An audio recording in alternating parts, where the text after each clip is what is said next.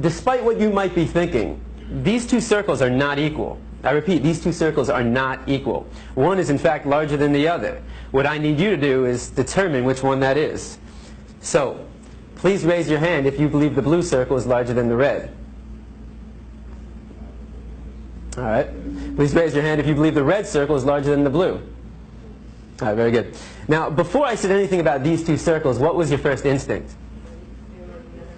Equal, right? Because they look equal. And the reason why they look equal is because, in fact, they are equal. These two circles are identical. Yet I got just about every one of you to raise your hand and say that they're not. So what did we learn? That you can be manipulated like that to believe in something that goes against your natural instincts. Just imagine as a child you're taught that the blue circle is larger than the red. If you say it enough times, you convince yourself that's the truth. If you're told the lie enough times, it becomes part of your reality. And if enough people are taught that lie, that the blue circle is larger than the red, well, now it becomes part of the culture. And if that culture then passes that misinformation along to the next generation, well, now it becomes tradition. And what we have to remember is that just because we have a tradition doesn't mean it's morally acceptable. Tradition and morality are not always the same. I mean, can you think of any traditions that we once had in the United States of America that we no longer have? That today we think back and that was immoral? Slavery, right? Less than 200 years ago. And that was a tradition. So the traditions we have today doesn't necessarily mean they're morally acceptable. And as we evolve as a culture, so do our traditions. Now, the Matrix is a story. It's a story. When told enough times to enough people, it becomes part of that culture. It becomes the tradition. And this story is being told over and over every day. In fact, if you believe the image on the carton is where you're getting your milk from, you're deceiving yourself. This is a fantasy. It only exists in your head. It's a blue pill fed to you by the industry to get you to buy their product. This is the Matrix, the lie we tell ourselves about where our food is coming from. The reality is far more disturbing. 90 to 95% of the milk, the meat, and the eggs that we consume in the United States are coming from these conditions. In fact, every year in the United States, 10 billion, right? 10 billion are being slaughtered for food. So what that works out to be is that every second in the United States, 300 animals are killed, just like that. So 300, 600, 900, 1,200. By the time I'm done talking today, there'll be over 1 million animals that have been slaughtered. And most of us don't even blink an eye. I mean, how is it possible that in the United States of America we can slaughter 300 animals every second and not question that? Because of the story we've been told. The story justifies the action. If you say it enough times, you actually convince yourself that's the truth. How many of you were taught as a child you need to eat meat to get protein? I know I was. How many of you were taught you need to drink cow's milk to get strong bones? Not dog milk, not chimpanzee milk, not elephant milk, not rhino milk, not hippo milk, not tiger milk, not lion milk, not giraffe milk, not elephant milk. Did I say that already? I think you get the point. Not even our own mother's milk, but we need to drink cow's milk to get strong bones. The absurdity of drinking the milk from any other species and any other being besides our own mother, when it's said enough times, loses its absurdness. Now, the first thing we've been taught is that our diet is natural. You know, we eat meat, dairy, and eggs, so therefore it must be natural. So let's find out. You have two images on the wall. I want you to tell me all the thoughts that come to mind when you see the image on the left. And don't be afraid to scream out. What do you see? Fresh, yum, sweet, right? If I come into the room with a basket of strawberries, how many of your mouth starts to salivate? Your mouth starts to water? If I take a strawberry and I put it under your nose, what do you smell? If I take a knife and I slice that strawberry in half and put that under your nose, now what do you smell? Notice how all the sensations remain the same. You see a strawberry and it looks like a strawberry. You smell a strawberry and it smells like a strawberry. And you take a bite out of a strawberry and surprise, surprise, it tastes like a strawberry. Exactly, it's a strawberry. But what thoughts come to mind when you see the image on the right? Cute. You know, when I go to a classroom, you'll get half the kids who say, oh, cute.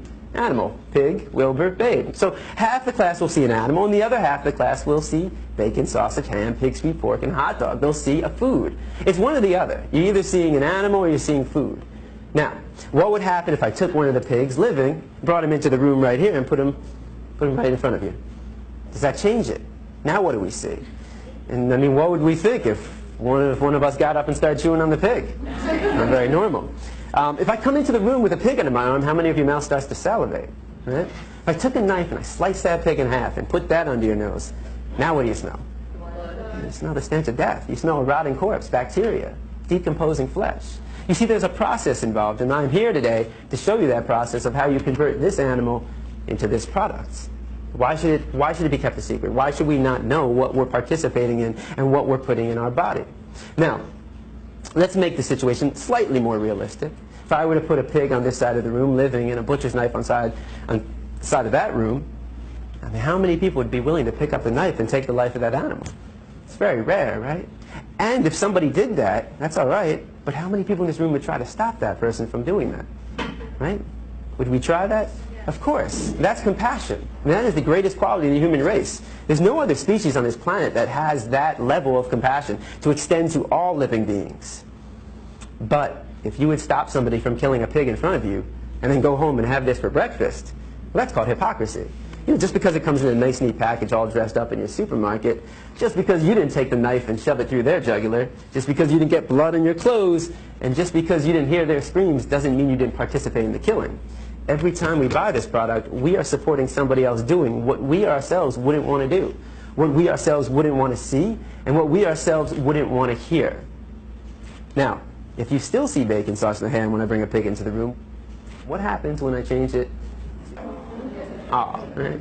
It's the common response. Now, I've never heard anybody say yum. Nobody ever sees dog feet, hot dog. So, why not? Why don't we see a food? We've been accustomed to view this animal as our pet. The cultural story for us is, this is your pet. In another culture, certain parts of the world, they eat cats and dogs. That's their culture. That's their story they've been told. And how do we feel about that? A lot of people think it's disgusting. Right? I imagine every one of you probably thinks it's disgusting to eat a dog. Why would it be disgusting to eat this animal and not disgusting to eat this animal? Why would it be wrong to eat this animal and right to eat this animal? And most importantly, why would it be wrong to kill this animal and right to kill this animal? Culture. It's culture. It's the story. It's the matrix that we've been told. But culture is just a story. That's all it is. It's just make-believe. What I'm concerned with is what is natural to the human species. Because every culture has a different story. So let's take a 3-year-old from any country in the world, and you put that 3-year-old in a room, and you line up 5 animals in front of that 3-year-old.